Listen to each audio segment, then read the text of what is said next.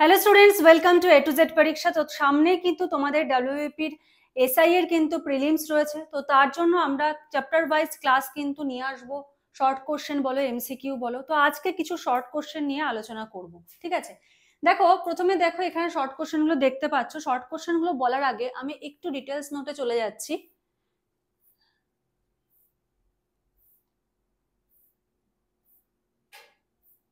দেখো, ডিটেলস জানলে যে কোনো শর্ট কোশ্চেনেরই অ্যান্সার করা যায়, ঠিক আছে?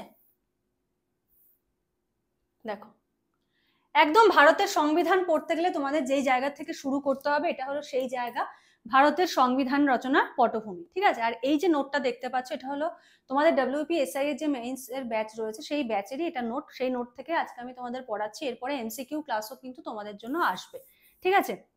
তো দেখো, বলেছে growth of constitution under company rule 1773 সাল থেকে 1858। তো প্রথমে কি আসছে? প্রথমে আসছে দেখো হলো রেগুলেটিং অ্যাক্ট, ঠিক আছে? প্রথমে আসছে রেগুলেটিং অ্যাক্ট 1773। বলেছে এই আইন দ্বারা কি হয়, ইস্ট ইন্ডিয়া কোম্পানির উপর ব্রিটিশ সরকারের প্রথম নজরদারি শুরু হয়, ঠিক আছে? ব্রিটিশ সরকার ইস্ট ইন্ডিয়া কোম্পানির উপরে নজরদারি শুরু করে। যেটা এমসিকিউর জন্য ইম্পর্টেন্ট সেটা হলো এই জায়গাটা, যে গভর্নর অফ বেঙ্গল হয়ে যায় গভর্নর জেনারেল অফ বেঙ্গল। প্রথম হলো কে? ওয়ারেন হেস্টিংস, ঠিক আছে? প্রথম কে? প্রথম হলো ওয়ারেন হেস্টিংস। এমসিকিউ কিন্তু এখান থেকে আসে, খুব ভালো করে মনে রাখবে। নেক্সট দেখো, বোম্বে ও ম্যাড্রাস প্রেসিডেন্সির গভর্নররা বেঙ্গল গভর্নর জেনারেল অধীনস্থের, মানে বেঙ্গলের যে গভর্নর তার আন্ডারে চলে আসে। আচ্ছা, নেক্সট দেখো,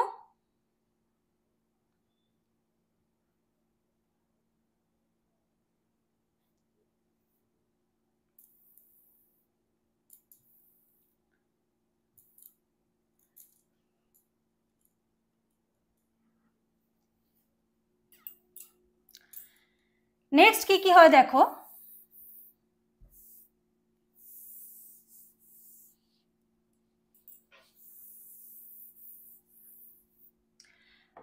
supreme court of Calcutta, supreme court at Calcutta, ক্যালকাটাতে সুপ্রিম কোর্ট গঠিত হয় কবে? 1774। এখান থেকেও কিন্তু এমসিকিউ আসে, খুব ভালো করে এটা মনে রাখবে, ঠিক আছে? কোম্পানির কর্মচারীদের ব্যক্তিগত বাণিজ্যে নিষেধাজ্ঞা তৈরি হয়, এক্সিকিউটিভ কাউন্সিল গঠন হয় গভর্নর জেনারেলকে সহায়তা করার জন্য, ঠিক আছে?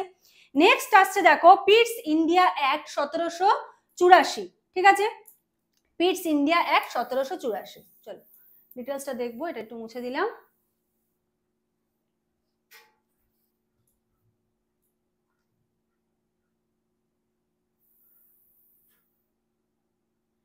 পিটসিয়ান ইন্ডিয়া অ্যাক্ট 1784-তে দেখো কি বলেছে, এটা কবে রেগুলেটিং অ্যাক্টের দুর্বলতা সংশোধনের উদ্দেশ্যে এটা পাশ করানো হয়। রেগুলেটিং অ্যাক্টের যে সমস্ত দুর্বলতা বা যে সমস্ত ভুলভ্রান্তি ছিল তার জন্য হয়। কোম্পানির বাণিজ্যিক ও রাজনৈতিক কাজ আলাদা করা হয়। কোর্ট অফ ডিরেক্টর বাণিজ্য নিয়ন্ত্রণ করে। বোর্ড অফ কন্ট্রোল প্রশাসনিক এবং রাজনৈতিক কার্যকলাপ, এটার থেকেও কিন্তু এমসিকিউ আসে, ঠিক আছে? সালটা মনে রাখবে।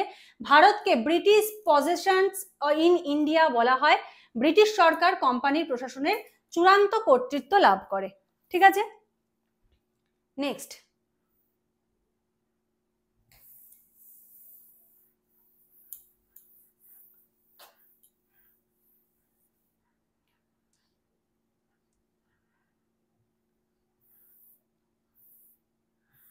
দেন দেখো রয়েছে চার্টার অ্যাক্ট। চার্টার অ্যাক্টে কি হচ্ছে, কোম্পানির বাণিজ্যিক একচেটিয়া অধিকার বাতিল, ঠিক আছে? কোম্পানির বাণিজ্যিক একচেটিয়া অধিকার বাতিল। অন্যান্য ইউরোপীয় বণিকরা ভারতে বাণিজ্যের অধিকার পায়। অন্যান্য ইউরোপীয় বণিকরাও কিন্তু ভারতে বাণিজ্য করতে আসতে পারে। খ্রিস্টান মিশনারিদের ধর্ম প্রচারে অনুমতি দেওয়া হয়, ঠিক আছে?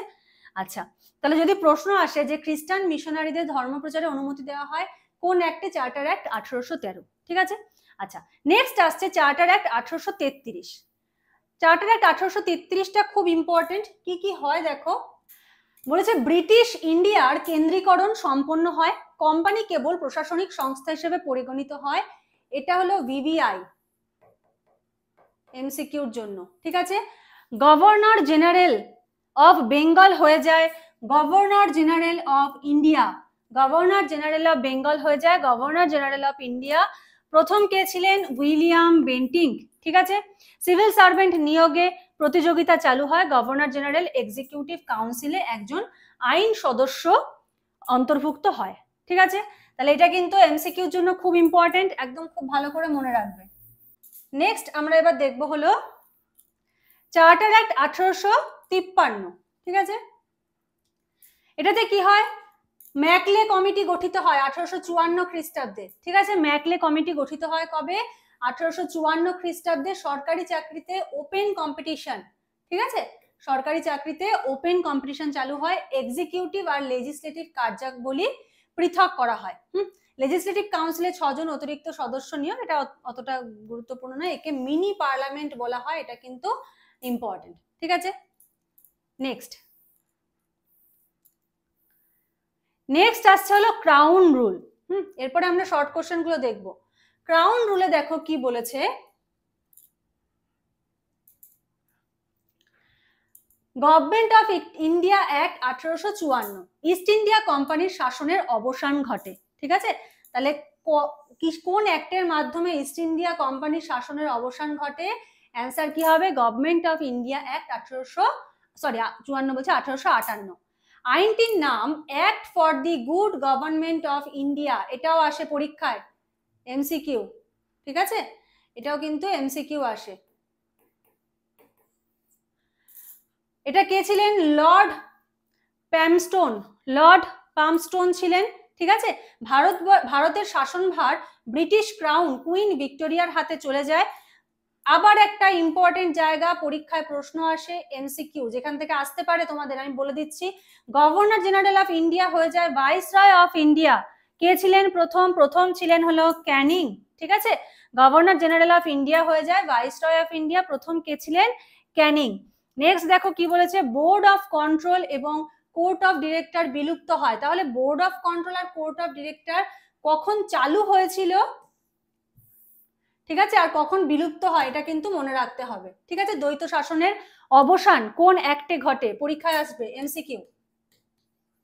ঠিক আছে, দ্বৈত শাসনের অবসান কোনটাতে ঘটে, secretary of state for India 15 সদস্যের কাউন্সিল অফ ইন্ডিয়ার চেয়ারম্যান। আচ্ছা, নেক্সট দেখো, নেক্সট ইন্ডিয়ান কাউন্সিল অ্যাক্ট 1861, বিচার ব্যবস্থার সংস্কার, ডিসেন্ট্রালাইজেশন শুরু হয়, বোম্বে এবং ম্যাড্রাসকে আইন প্রণয়নের অধিকার আংশিকভাবে দেওয়া হয়। 3 প্রাদেশিক আইন পরিষদ গঠিত হয়, বেঙ্গল, নর্থ ইস্ট ফ্রন্টিয়ার আর পাঞ্জাব, এটা মনে রাখতে হবে। নেক্সট হাইকোর্ট প্রতিষ্ঠিত হয় কোথায় কোথায়, কলকাতা, বোম্বে আর ম্যাড্রাস।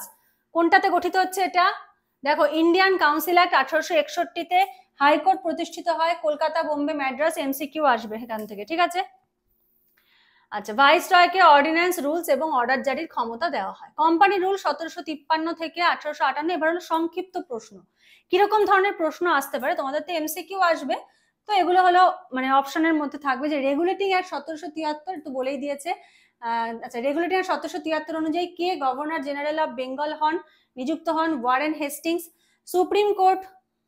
সুপ্রিম কোর্ট কবে ও কোথায় স্থাপিত হয়, 1774 সালে। কলকাতায় পিটস ইন্ডিয়া অ্যাক্ট কবে, 1784। আচ্ছা, চার্টার অ্যাক্ট 1813, এটার মূল বৈশিষ্ট্য কি, এই ধরনের প্রশ্নগুলো দেখো এখানে রয়েছে। চার্টার অ্যাক্ট 1833 অনুযায়ী কে প্রথম গভর্নর জেনারেল অফ ইন্ডিয়া হন, উইলিয়াম বেন্টিং, যেটা তোমাদের বললাম যে তোমাদের কিন্তু এরকম জায়গা থেকে প্রশ্ন আসে। ঠিক আছে,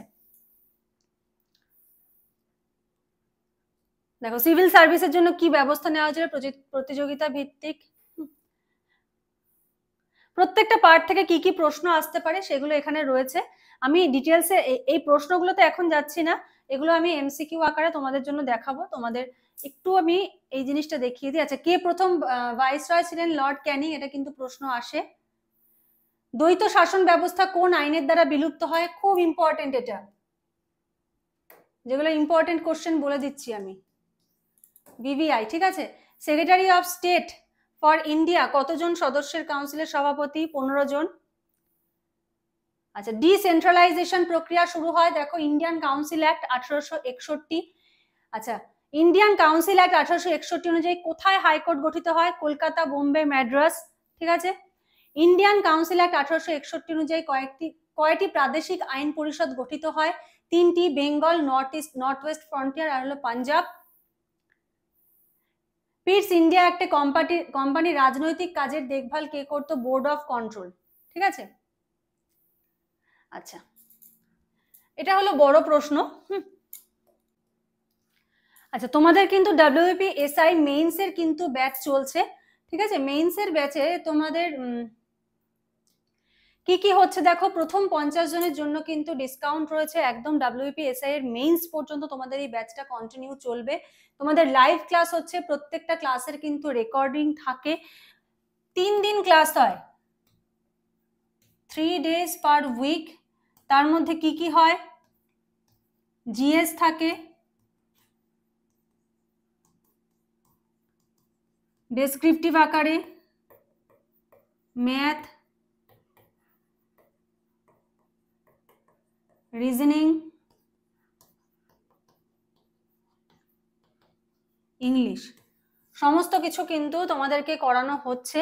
ঠিক আছে, তোমরা যদি এই ব্যাচটায় জয়েন করতে চাও, তোমরা স্ক্রিনে যে নাম্বারটা দেখতে পাচ্ছ এই নাম্বারে যোগাযোগ করে কিন্তু WBPSI মেইনস এর ব্যাচে কিন্তু জয়েন হয়ে যেতে পারো। ইন ডিটেলসে তোমাদের সমস্ত কিছু করানো হচ্ছে, সপ্তাহে 3 দিন করে কিন্তু ক্লাস চলছে। ঠিক আছে, আর ক্লাসে কিরকম নোটস পাবে, যেটা আজকে তোমাদের করালাম, এটা কিন্তু তোমাদের মেইনস এর ব্যাচেরই একটা নোটের থেকে কিন্তু তোমাদেরকে আজকে বললাম। তো চলো বড় প্রশ্ন কিরকম ভাবে তোমাদেরকে প্রোভাইড করা হয় সেটা একটুখানি দেখিয়ে দিই। দেখো এখানে যেমন রয়েছে রেগুলেটিং অ্যাক্ট 1773 এর প্রধান বৈশিষ্ট্য ও তাৎপর্য আলোচনা করো। দেখো এখানে মার্ক করা রয়েছে। ঠিক আছে, দেখো এই যে ভূমিকা, রেগুলেটিং অ্যাক্ট ছিল ইস্ট ইন্ডিয়া কোম্পানির, এত গেল। তারপরে নেক্সট আসছে হলো বৈশিষ্ট্য সমূহ। বৈশিষ্ট্যগুলো থাকে এরকম ভাবে একদম পয়েন্ট পয়েন্ট করে দেওয়া প্রত্যেকটা। হ্যাঁ, তারপরে লাস্টে থাকছে হলো তাৎপর্য। এরকম ভাবে কিন্তু history, geography, polity, science, physical science, life science সব কিছুর কিন্তু এরকম চ্যাপ্টার ওয়াইজ কোশ্চেন কিন্তু তোমাদের জন্য প্রোভাইড করা হচ্ছে। যারা এসআই মেইনস এর জন্য প্রিপারেশন নিতে চাইছো, তোমরা চাইলে এই ব্যাচটা জয়েন হতে পারো। আর প্রিলিমস এর জন্য তোমাদের ইউটিউবেই ক্লাস আসবে, MCQ সমস্ত কিছু কিন্তু ইউটিউবেই করানো হবে। ঠিক আছে, আচ্ছা তো আশা করি এই যে ফার্স্ট পার্ট, সেখান থেকে কোন কোন জায়গাগুলো ইম্পর্টেন্ট, কোন জায়গা থেকে MCQ আসতে পারে তোমরা বুঝতে পেরেছো। তো আজকের মতো এখানে শেষ করছি, নেক্সট ক্লাসে আবার দেখা হবে, কথা হবে। আজকের মতো এইটুকুই, থ্যাংক ইউ।